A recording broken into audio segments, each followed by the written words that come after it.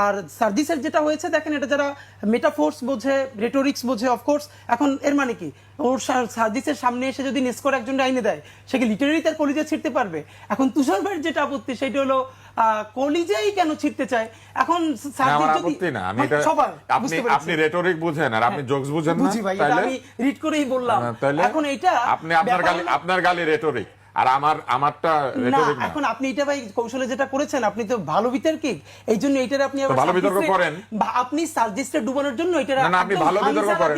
আপনি শুনেন, আপনি ভালো বিতর্ক করেন, ভালো বিতর্ক করে তাহলে শুনেন। আমি মিথ্যা বলি নাই কিছু। আপনি প্রথমত শুনেছেন কলিজা নিয়ে হামজা রাদিয়াল্লাহু তাআলা আনহুর সাথে যেই অত্যাচারটা হিন্দা করেছে, তারপরে তৃতীয়তই আপনি পেলেন সার্জিসরে, অথচ আমি যে তিনটা জানি এর মানে আপনি কম জানেন অথবা ইচ্ছা করে জানেন না।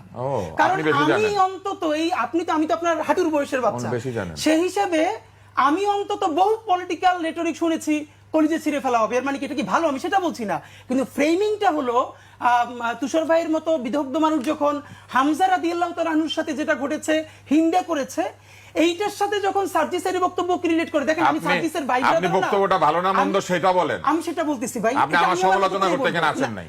আমি আপনার সমালোচনা করতেও আসছি এবং আমি প্রশ্ন আপনি আমার সমালোচনা নিতে পারবেন না, আপনি আমার হাঁটুর বয়সে দিকে করছি না। শুনেন, আপনি করেন, দেখেন আমি হাঁটুর বয়সী না, আপনি যদি আরো ছোট বয়সীও হয় আপনি তুমুল সমালোচনা করেন, আমি করি না। আমি সেইটার উত্তরটা দিতে পারি কিনা।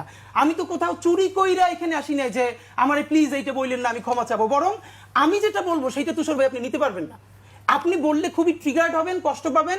সিনিয়রদের সাথে এই কাদা ছড়াছড়ি আমরা করতে চাই না, এই জন্য আমরা বলি না। ফ্যাক্ট হলো সার্জিস কোন একটা প্রোগ্রামে বলেছে যে কলিজা ছিঁড়ে ফেলা হবে, অফকোর্স এটাকে আমি সমর্থন করি না, কিন্তু দেখেন ন্যারেটিভ কিভাবে নির্মিত হয়। তুষার ভাই 21 টেলিভিশনে, এবং এইটা টপিকেও ছিল না, সে অফ দ্য রেকর্ডে বলতেছে হোস্টকে যে এই টপিকটা আইনেন প্লিজ, এইটা যে সার্জিস এটা বলছে, এটা ব্যাপারে ওনার খুব হোমওয়ার্ক আছে বলবে।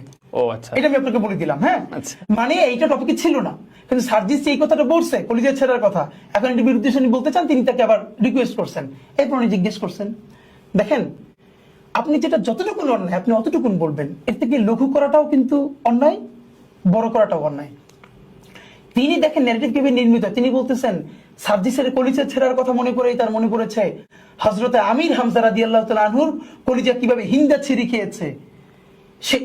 এরপরে আমি বললাম যে দেখেন, আমি সার্জিসের রাজনীতি করি না এবং এই বক্তব্যকে আমি সমর্থন করি না, কিন্তু পলিটিক্যাল রিটোরিক বলতে একটা কথা আছে, মানে এটা কি লিটারারিও মিন করে, এটা কি করতে চায়, তাহলে কত কথা কত মানুষ প্রতিদিন বলে।